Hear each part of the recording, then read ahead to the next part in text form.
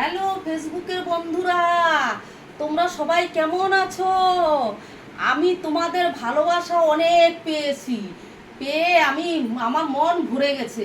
তোমরা এত এত কমেন্ট করেছো, আমার কি বলবো, আনন্দে মনে হচ্ছে যেন তাক দিনা দিন করে নাচি। আমি সবাইকে ভালোবাসি, সবাই পাশে আছি, থাকবো। তোমরাও থাকবা পাশে।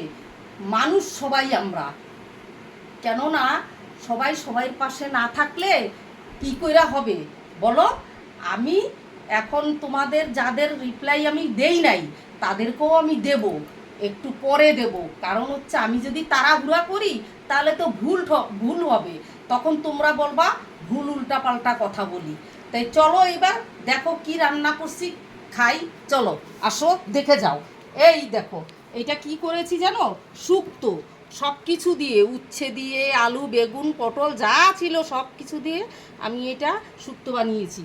আর এইটা করেছি চাটনি, তোমরা তো জানো চাটনি কমন। আর চাটনির মধ্যে কি দিয়েছি জানো? ফলই। ফলই কে কে চেনো আমাকে কমেন্ট করে জানাবে। এই যে ফলই। আর চালতা তো সবাই চেনো, এটা হচ্ছে চালতা। আর ফলইটা কিন্তু কমেন্ট করে জানাবে তোমরা ফলইটা কি।